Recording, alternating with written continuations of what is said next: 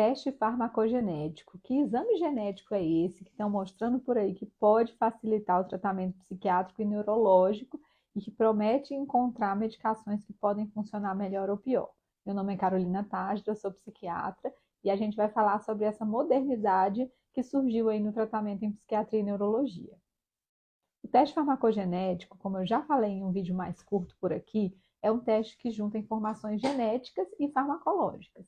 Então, ele consegue analisar geneticamente o que aquele paciente tem de enzimas, de proteínas que quebram mais ou menos as medicações psiquiátricas e neurológicas. Então, deixa eu tentar explicar um pouco melhor para vocês. Todas as medicações que a gente toma, sejam elas psiquiátricas, neurológicas ou outras medicações, elas são metabolizadas, elas são quebradas dentro do organismo, em geral por proteínas, enzimas, e na maioria das vezes esse metabolismo é feito pelo fígado, passando uma ou duas vezes pelo fígado, essas medicações elas são quebradas. A quebra, a metabolização dessas medicações, elas têm uma relação direta com o efeito e com a resposta. Por quê? Toda vez que a gente tem uma medicação que é quebrada muito rapidamente, a gente pode ter um melhor ou menor efeito, de acordo com o que a gente espera.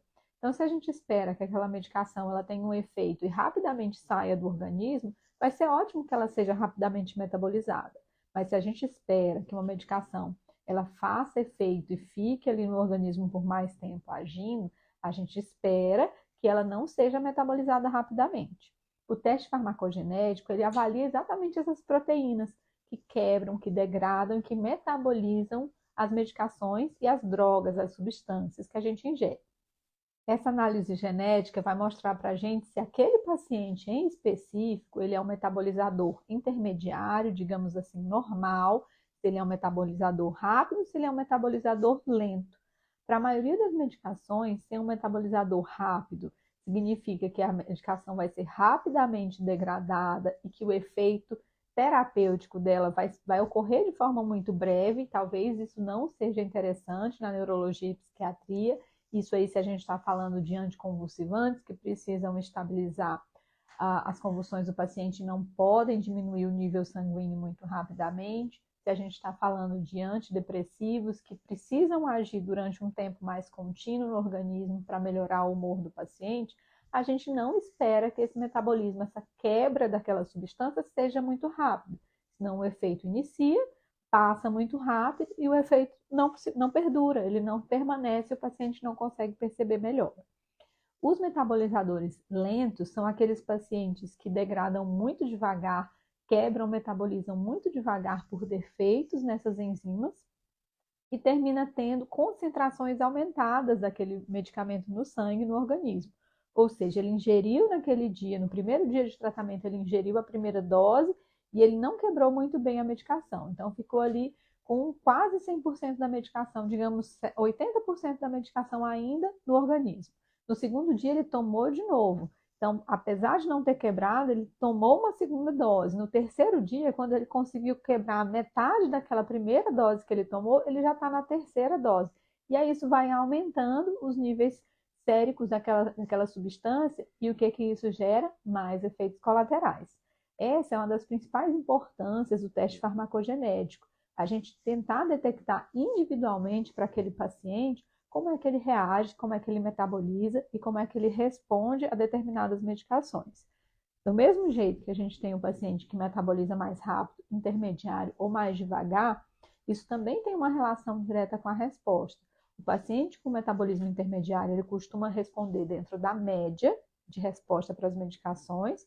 O paciente com metabolismo rápido, ele costuma ter uma resposta menor e, em geral, menos efeitos colaterais.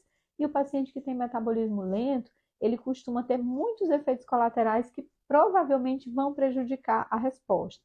Uma das principais causas de abandono de tratamento em neurologia e psiquiatria são os efeitos colaterais das medicações. Então, a gente sempre tem que levar em conta para a gente poder decidir qual é o melhor remédio para aquele paciente, se aquele tratamento ele é viável de ser mantido a longo prazo.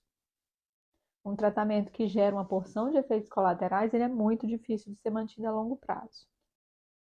Apesar disso, a chance de resposta ela não está relacionada só ao metabolismo. Se aquele paciente ele é um metabolizador lento, intermediário ou rápido. Existem uma série de outros fatores que podem influenciar na resposta ao tratamento, e aí a gente inclui o percentual de gordura do paciente, o percentual de líquido, a função renal, a excreção por fezes. Então, são muitos fatores que podem influenciar na resposta, não é esse único fator metabolismo. Então, a gente também leva em consideração como é que esse paciente reagiu a outras medicações semelhantes, como é que ele respondeu em termos de efeitos colaterais. A gente, com o teste, a gente não define qual é o melhor medicamento, mais indicado, qual é o que ele deve e o que ele pode usar, mas a gente tem mais pistas e mais informações quanto ao metabolismo. Para quem que esse tipo de teste é indicado? Esse teste é indicado especialmente para aquele paciente que já vem passando por uma série de tratamentos mal-sucedidos, ou sem resposta, ou com muitos efeitos colaterais, para a gente tentar e definir o que tem um perfil melhor de metabolismo, o que tem um melhor perfil de resposta, sempre aumentando as chances de sucesso e de menos efeitos colaterais com os medicamentos que a gente vai escolher. Os principais fatores limitantes do teste, sem dúvida, são, em primeiro lugar, o custo, ainda é um teste de custo bastante elevado. Existem alguns testes de custo mais baixo, mas que, em geral, eles não são testes completos. Quando eu recebo um paciente já com uma saga de tratamento, de busca, de falta de resposta de muitos efeitos colaterais, em geral, eu costumo indicar um teste mais completo, senão a gente termina fazendo o teste e perdendo ou não tendo todas as informações necessárias. E aí você vai ter teste aí variando de R$ 1.500 até testes de R$ 7.000. Em geral, a gente consegue ter uma boa resposta ou boas informações com teste de custo intermediário, mas que ainda é um custo elevado.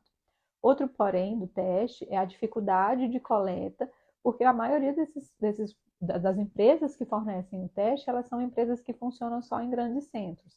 Brasília é um centro que tem empresas com bons testes farmacogenéticos, mas eu tenho pacientes que se mudaram para cidades menores ou que já moram há muitos anos em cidades menores em que isso não está disponível. Isso termina sendo um fator muito limitante. Me conta aí se você já teve curiosidade, já fez ou tem interesse sobre esse teste, vamos conversar sobre ele.